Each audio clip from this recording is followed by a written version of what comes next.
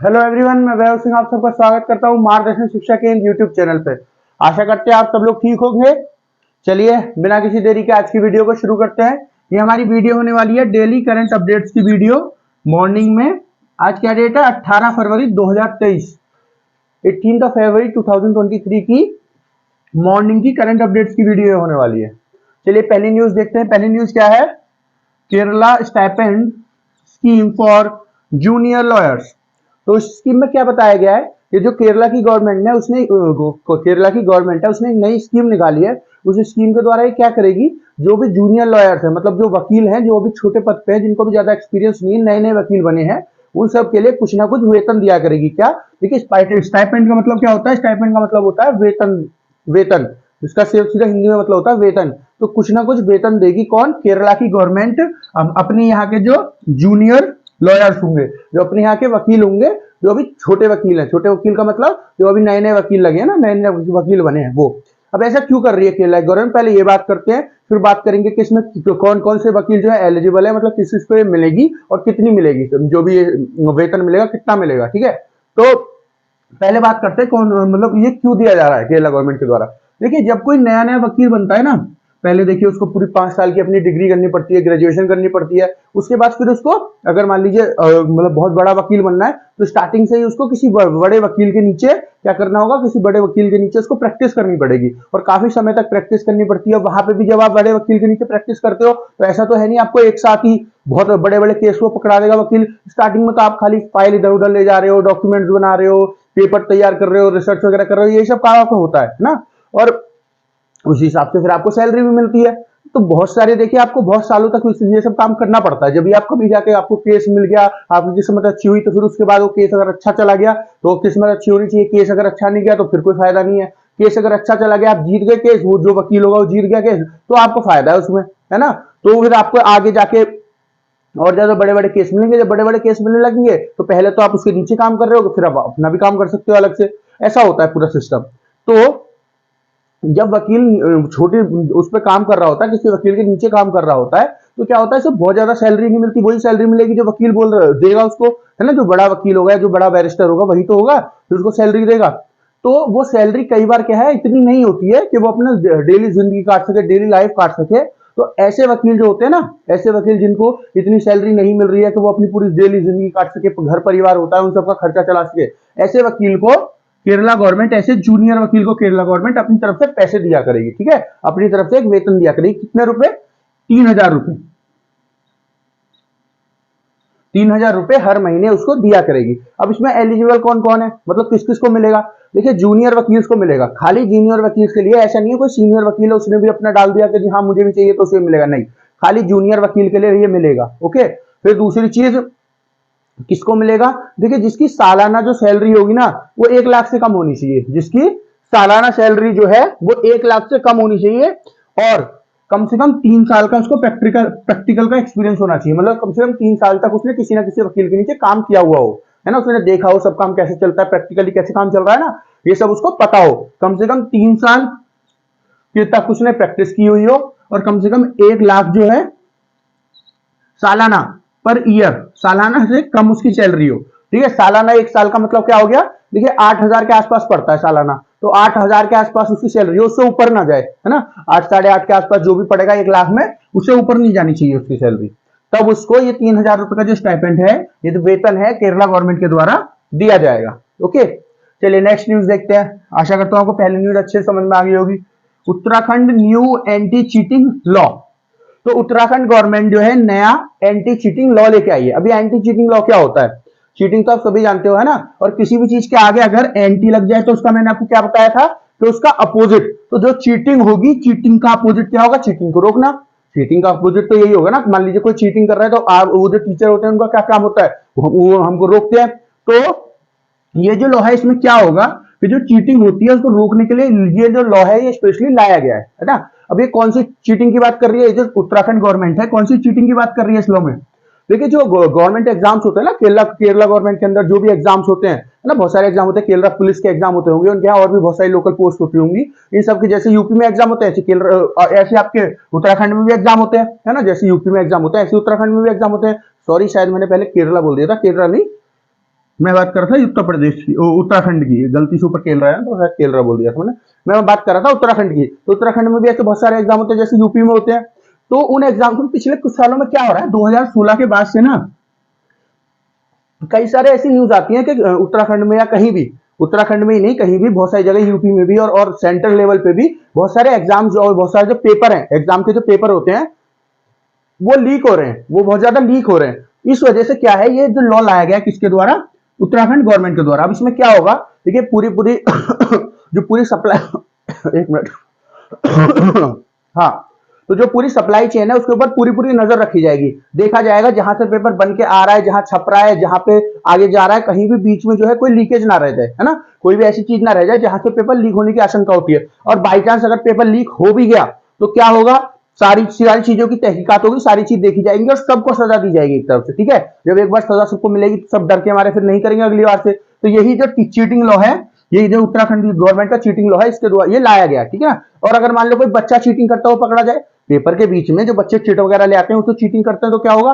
तो देखिए बच्चे को मिनिमम 3 साल की तो सजा होगी, है ना, और 5 लाख तक का उसको जुर्माना दिया जाएगा, 5 लाख तक का उसको जुर्माना दिया जाएगा, मतलब उसको देना होगा 5 लाख का जुर्माना, 5 लाख का तो उसको जुर्माना दिया जाएगा, 3 साल की मिनिमम सजा होगी, उसको जेल हो सकती है। और तीसरी चीज क्या होगी, तीसरी चीज उसको 15 साल के लिए, 15 साल के लिए कोई भी गवर्नमेंट एग्जाम जो उत्तराखंड गवर्नमेंट द्वारा किया जाता होगा वो सबसे बैन कर दिया जाएगा उसको, समझ रहे हो आप। और फिर सेंटर से भी बैन कर दिया जाएगा, उत्तराखंड गवर्नमेंट बैन कर देगी इसको।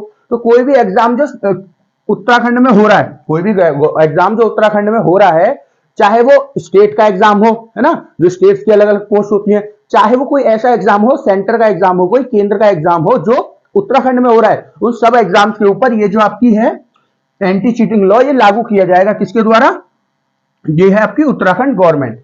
ओके, अब इसमें सबको अपना वो रखना पड़ेगा, सबको जो है अकाउंटेबल होना पड़ेगा, सबको जो है ट्रांसपेरेंसी से काम करना होगा। ट्रांसपेरेंसी क्या होता है, मतलब ट्रांसपेरेंसी का हिंदी में मतलब होता है पारदर्शिता, मतलब ऐसी कोई चीज जिसके आर पार दिख सके। और आर पार दिखने से यहाँ क्या, ये मैंने शब्द यहाँ पे क्यों इस्तेमाल किया है कि देखिए जब कोई पूरा काम होगा ना तो ऐसा होना चाहिए, अगर कोई समझना चाहता है कि जी सही काम हुआ नहीं हुआ है तो पूरा वो आर पार देख सके कि हाँ जी सही काम हुआ, एकदम एक साथ सारी चीजें वो समझ पाए कि हाँ जी ये काम हुआ था, ये ऐसे हुआ था, ये ऐसे हुआ था। कोई भी ऐसी चीज ना हो जो छुपी हुई हो, जो हाइड हो रही हो, छुपी हुई हो जो चीज, ऐसी कोई भी चीज नहीं हो, है ना। तो ये जो लॉ है ये किसके द्वारा लाया गया है, उत्तराखंड गवर्नमेंट के द्वारा। चलिए नेक्स्ट न्यूज देखते हैं। Neel Mohan new CEO of YouTube. तो यूट्यूब के नए सीईओ बदले हैं, कौन है, नील मोहन। सीईओ मतलब चीफ एग्जीक्यूटिव ऑफिसर, जो जितने भी एग्जीक्यूटिव एक्शन होते हैं ना, जो भी एग्जीक्यूटिव काम होते हैं, वो सारे काम जो देखते हैं, जो उनके हेड होते हैं वो कौन होते हैं, चीफ एग्जीक्यूटिव ऑफिसर, या फिर आप बोल सकते हो सीईओ। किसको चुना गया है, नील मोहन को।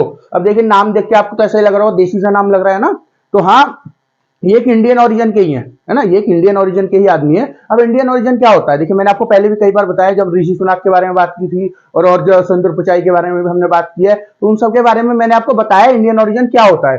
देखिए इंडियन ओरिजिन का मतलब होता है, इंडियन ओरिजिन का मतलब होता है, देखिए ऐसे मतलब भारतीय मूल, हिंदी में भारतीय मूल बोलेंगे, इंग्लिश में इंडियन ओरिजिन बोलेंगे। देखिए ऐसा कोई भी व्यक्ति जिसके घर वाले मतलब जैसे कि उसके पेरेंट्स हो गए, है ना, मम्मी पापा हो गए, या उनके पेरेंट्स हो गए, मतलब दादा दादी हो गए उसके, वो कोई भी अगर किसी देश से बिलोंग करता है, जैसे इनमें से इनके केस में, नील मोहन के केस में कोई ना कोई इनके पापा मम्मी या इनके दादा दादी जो है भारत के होंगे, है ना, फिर वो वहां जाके बस गए होंगे, चाहे किसी वजह से बसे हो ना, चाहे नौकरी की वजह से बचे हो, चाहे किसी और वजह से बसे हो, पर वहां जाके बच गए, तो इस वजह से क्या हो गए, इंडियन ओरिजिन हो गए। ये सिटीजन जो है, ये नागरिक तो है अमेरिका के, नागरिक तो है अमेरिका के, लेकिन इनका जो मूल है ना, जो इनका पीछे का वो सारा वो है, वो कहाँ का है, वो भारत का है, समझ गए आप। तो ऐसे आदमी को क्या बोलेंगे, भारतीय मूल या फिर इंडियन ओरिजिन का बोलेंगे, ठीक है। और वैसे इनको क्या बोलते हैं, इंडियन अमेरिकन, इंडियन है लेकिन अमेरिका के नागरिक है, इसलिए क्या बोलेंगे, इंडियन अमेरिकन। तो ये एक इंडियन अमेरिकन है जो सीईओ बन गए, मतलब चीफ एग्जीक्यूटिव ऑफिसर बन गए यूट्यूब के।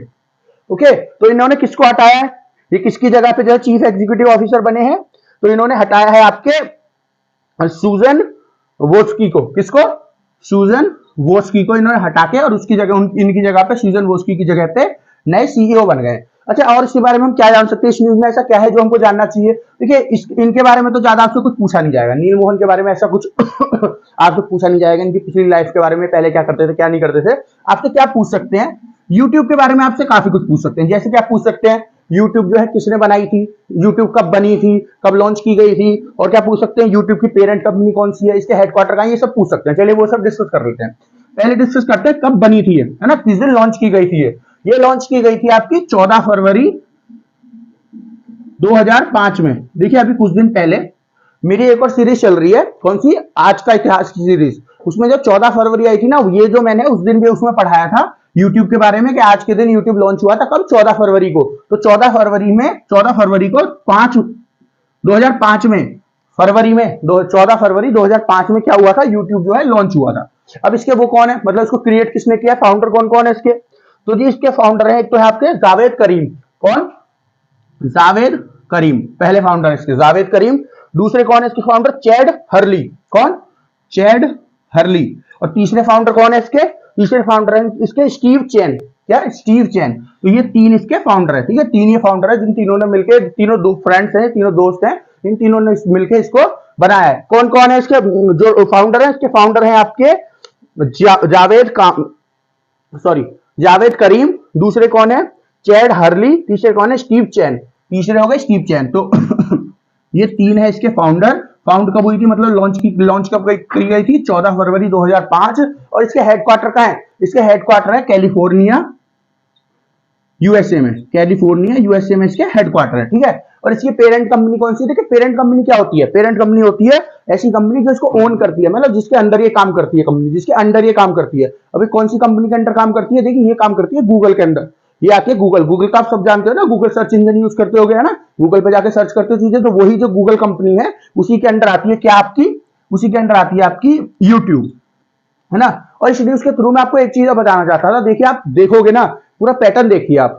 हर बार मैं आपको वैसे पैटर्न बताता हूं, पर एक बार मैं बताता हूं कि देखिए इंडियन ओरिजिन के जो लोग हैं, या फिर जो इंडिया के लोग हैं जिनके पास अभी वहां की नागरिकता नहीं है यूएसए वगैरह की, या फिर कहीं और किसी बड़ी कंपनी में काम करते हैं, तो देखिए कितने सारे सीईओ या फिर ऊंची की पोस्ट पे सब बैठ रहे हैं, एमडी वगैरह, सीईओ वगैरह पे इंडिया के लोग बैठ रहे हैं। कितने सारे देश ऐसे हैं जहां के बड़े बड़े मिनिस्टर्स हमारे यहाँ के बन रहे हैं, 3-4 मिनिस्टर तो इस टाइम पे मेन पोस्ट पे है, प्रेसिडेंट प्राइम मिनिस्टर की पोस्ट पे, और छोटी छोटी फॉरेन मिनिस्टर जैसे वाइस प्रेसिडेंट है यूएसए की कमला हैरिस, वो भी है ना, तो ऐसी पोस्ट पे भी है। तो इंडिया के जो लोग हैं वो कितनी आगे जाके बढ़ बढ़ के काम कर रहे हैं, और इंडिया का नाम जो है आगे लेके जा रहे हैं, समझ रहे आप। ये बताना मैं चाहता हूँ। जैसे सीईओ की बात करूं, एक तो ये हो गए यूट्यूब के, है ना, नील मोहन। फिर गूगल के आपके कौन है, गूगल के आपके हो गए आपके सुंदर पिचाई। गूगल के बोल सकते हो या अल्फाबेट के बोल सकते हो। जैसे अब अल्फाबेट क्या है, जैसे यूट्यूब की पेरेंट कंपनी कौन है, गूगल है, उसी तरह गूगल की पेरेंट कंपनी कौन है, अल्फाबेट, ठीक है। अल्फाबेट ऑन करती है गूगल को, तो वो अल्फाबेट के सीईओ है, कौन, सुंदर पिचाई जी। उसके बाद आप बात कर सकते हो माइक्रोसॉफ्ट की। माइक्रोसॉफ्ट के कौन है, सत्या नडेला। कौन, सत्या नडेला। अब माइक्रोसॉफ्ट आप सभी जानते होंगे ना, जब आप विंडो चलाते हो तो उसमें वो नहीं आते विंडोज जो आती हैं, विंडोज कह रहा हूँ, जब आप लैपटॉप चलाते हो तो विंडोज जो आती है उसमें विंडोज 10, विंडोज 7, विंडोज एक्सपी आती थी पहले। तो ये जो होती है, ये जो क्रिएट करती है, कौन करती है, माइक्रोसॉफ्ट क्रिएट करती है। उसके फोन्स भी आते थे, जो विंडोज वाले फोन आते थे माइक्रोसॉफ्ट के, वो भी आते थे, ठीक है। तो उसके कौन है, सत्या नडेला। उसके बाद बात करूं मैं आईबीएम के सीईओ की, वो कौन है, अरविंद कृष्णा, है ना। आईबीएम भी बहुत बड़ी एक आईटी की कंपनी है। उसके बाद एडोबी के सीईओ कौन है, सत्यम नारायणा। कौन, सत्यम नारायण। ये कहा क्या, वो आपके एडोबी के सीईओ है, ठीक है ना। तो बहुत बड़ी बड़ी कंपनीज हैं जिनके सीईओ कहां से हैं, इंडियन मूल के हैं। ओके, ये मैं आपको बताना चाहता था। तो एक कंपनी इसमें और एडिशन हो गई, कौन सी, यूट्यूब। कौन, नील मोहन। चलिए अब आगे देखते हैं नेक्स्ट न्यूज क्या है। CBRN terror response in Turkish exercise. तो ये टर्कश नाम की एक एक्सरसाइज हो रही है। अब ये किस चीज की एक्सरसाइज हो रही है, ये आपकी देखिए सैन्य अभ्यास होते हैं ना, जो मिलिट्री नेवी आपस में करती है, किसी और देश के साथ या आपस में भी करती हैं, उनको क्या बोलते हैं, अभ्यास बोलते हैं। और पूरा बोलो तो आप मिलिट्री एक्सरसाइज या फिर सैन्य अभ्यास बोलते हैं। किस नाम से हो रहा है ये जो सैन्य अभ्यास हो रहा है, इसका नाम है टर्कस। टर्कस, टर्कस होता है ना, टर्कस के नाम से हो रहा है। और किस किस के बीच में हो रहा है, ये हो रहा है यूएसए एंड इंडिया के बीच में हो रहा है टर्कस। ये जो आपकी टर्कस एक्सरसाइज हो रही है, कहां पे हो रही है, ये तमिलनाडु, चेन्नई तमिलनाडु में एक्सरसाइज चल रही है इस समय पे, ठीक है।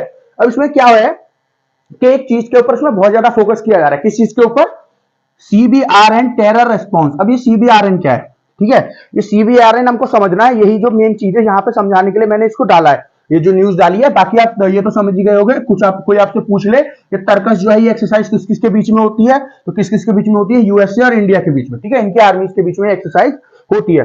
अब हम देखते हैं CBRN क्या है। देखिए CBRN है आपका, सी का मतलब क्या हो गया, कोई भी ऐसा वेपन जैसे कि केमिकल वेपन, कोई भी केमिकल वेपन, उसको क्या बोलेंगे, सी से जो स्टार्ट करेंगे तो ये हो गया chemical weapon. B for biological weapon, C for chemical weapon, B for biological weapon, okay.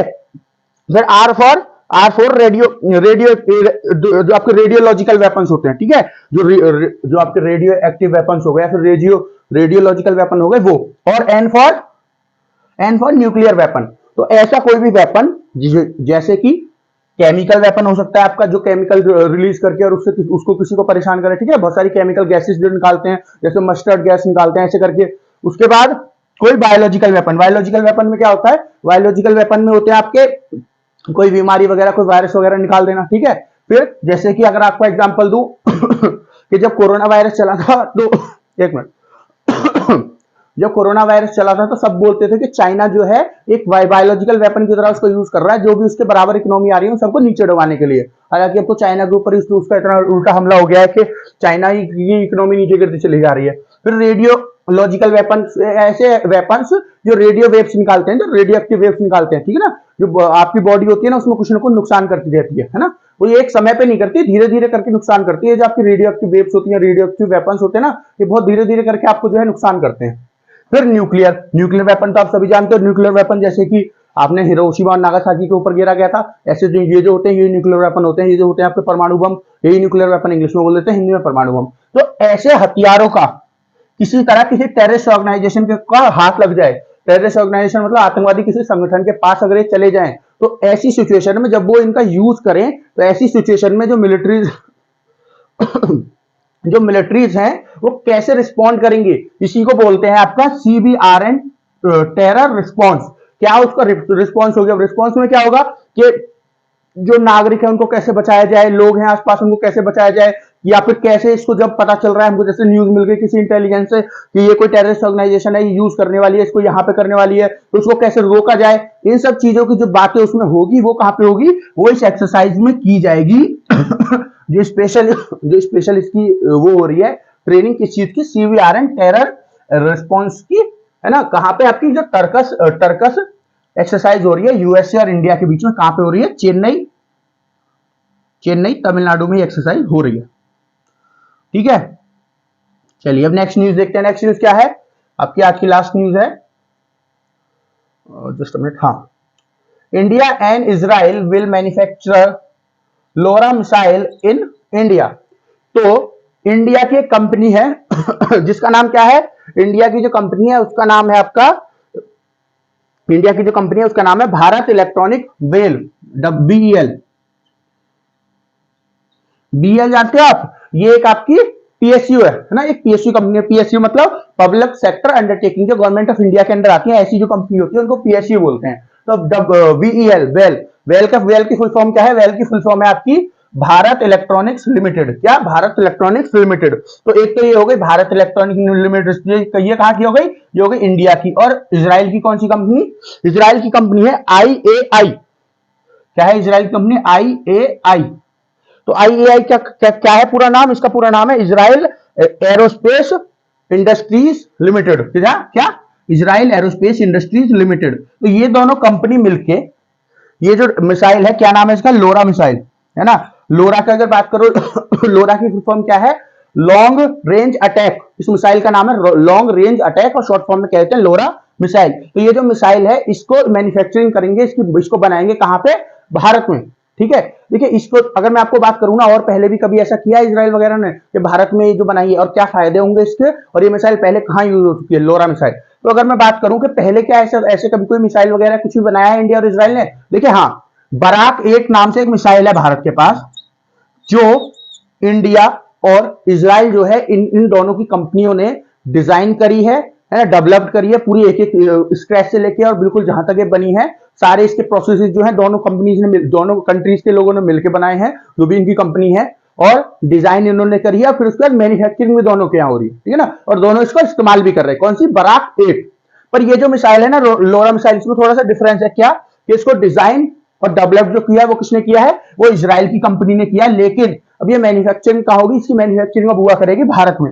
अब इससे फायदा क्या है, देखिए जब भारत में अलग अलग जो ये बनेंगी, मिसाइल्स बनेंगी, या कोई एरोप्लेन बन रहा है, एयरक्राफ्ट बन रहा है ना, जब ये सब बन रहे हैं तो क्या होगा, इंडिया में रोजगार आएगा। रोजगार आएगा और हमारे लोगों को बनाना आएगा कि कैसे कैसे हम मिसाइल बनाते हैं। मान लीजिए किसी को नहीं आता है, वैसे हम मिसाइल बनाने में कोई बहुत पीछे नहीं है, बहुत सही पेज पे हम अपनी खुद की मिसाइल बना रहे हैं, है ना। अग्नि 5 की बनाई थी अभी हमने, ऐसे करके हम बहुत सारी मिसाइल बना रहे हैं। लेकिन और भी जो टेक्नोलॉजीज है उनसे हम अवेयर होंगे और भी उनके बारे में जानेंगे, और हमारे यहाँ पे रोजगार भी आएगा, और जो है लोगों को रोजगार आएगा, हाँ लोगों को वही रोजगार मिलेगा। ये सब जो है हमारे यहाँ पे होगा, ये सब फायदे होते हैं तो हमारे यहाँ पे कोई मैन्युफैक्चरिंग फैसिलिटी खोली जाती है। फिर और हमारे इजराइल से और ज्यादा रिश्ते सुधरेंगे, है ना। इजराइल से हमारे रिश्ते वैसे ही बहुत अच्छे हैं, लेकिन और ज्यादा जो है एक हम नए लेवल पे जाएंगे।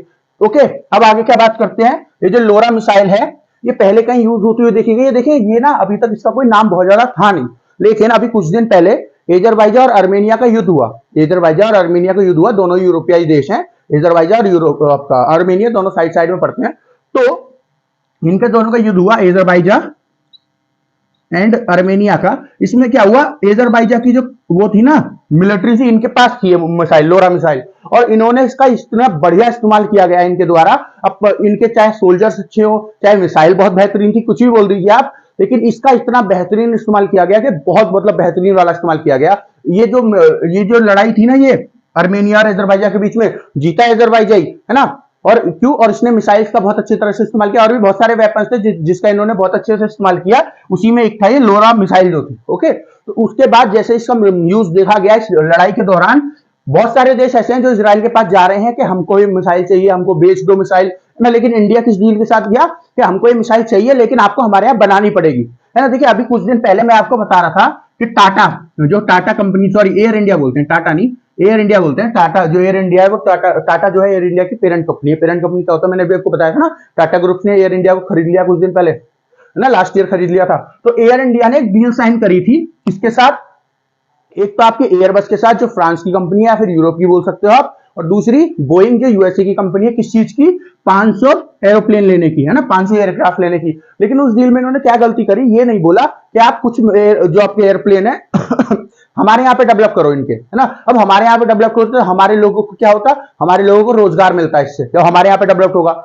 लेकिन यहाँ पे इन्होंने बोला नहीं। तो मैंने आपको जब ये न्यूज पढ़ाई थी तो मैंने बोला था, शायद मैंने शाम के किसी लेक्चर में ये न्यूज पढ़ाई थी अभी 3-4 दिन पहले, तो मैंने बोला था कि देखिए पूरी डील बहुत बेहतरीन है, सब कुछ अच्छा है, बस इसमें ये छोटी सी कमी रह गई कि हमारे यहाँ बनाने वाला क्लॉज भी डाल देते ना, क्योंकि जब सब कुछ चल ही रहा है, इतने सारे एयरक्राफ्ट हम ले रहे हैं यहाँ से, तो हम इतना तो करवा ही सकते थे ना, इतना छोटा सा काम तो हम करवा ही सकते थे। भले 500 के 500 ना बनवाते, है ना, कुछ तो बनवा लेते, 100 एक, 150 एक, 200 एक तो बनवा सकते थे, उसी से हमारे लोगों को कुछ तो रोजगार मिलता। अभी क्या सारा रोजगार कहाँ मिल रहा होगा, यूएसए और फ्रांस में मिल रहा होगा। उस समय पे हमारे लोगों को भी रोजगार मिलता, हमारे लोगों को फायदा होता। तो वही मैं आपको बताना चाह रहा हूं, जब हमारे यहाँ पे कोई चीज बनती है तो उसका फायदा क्या होता है। तो ये जब हमारे यहाँ पे मैन्युफैक्चर होगी, अब देखिए अभी हमारे यहाँ पे मैन्युफैक्चर होगी तो हमारे लोगों को रोजगार मिलेगा, उससे हम लोग कमाएंगे, हमारे लोगों को बनानी आएगी और ये मिसाइल अच्छे से, वो हमारे लिए फायदा है। फिर जब हमारे यहाँ ये बन रही है तो बेचेंगे भी हम, इसी हम ही बेचेंगे इसको, है ना। किसी और देश को जब बेचना होगा तो हम ही बेचेंगे। जैसे आपके पास ब्रह्मोस का एग्जांपल है, रशिया ने और इंडिया ने मिलकर ब्रह्मोस बनाई, अब वो इंडिया में भी बनती है, रशिया में भी बनती है। तो इंडिया में जो बनती है,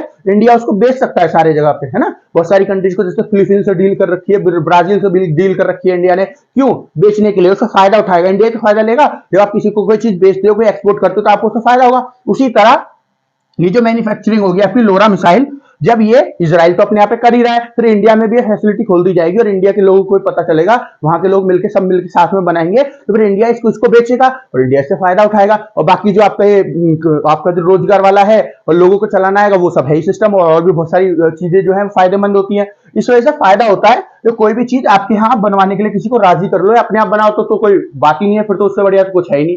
ओके, अब लोरा मिसाइल के बारे में बात कर ले। ये हमने इसका नाम तो डिस्कस कर ही लिया है। लोरा मतलब long range attack missile, long range attack missile. LORA मतलब फुल फॉर्म से आप समझ गए होंगे। तो इसका मतलब क्या है, लॉन्ग रेंज मिसाइल है। इसकी मिसाइल की रेंज क्या है, इसकी मिसाइल की रेंज है 90 किलोमीटर से लेके 430 किलोमीटर तक ही जा सकती है। अब आप कहोगे तो बहुत बड़ा आपने वो बता दिया है, कितना कितना बड़ा वो बता दिया पूरा, 90 किलोमीटर से लेके 430 किलोमीटर तक। देखिए क्या होता है, कोई भी मिसाइल बनती है ना तो उसका एक वेरिएंट नहीं बनता है, उसके अपग्रेडेशन होते रहते हैं।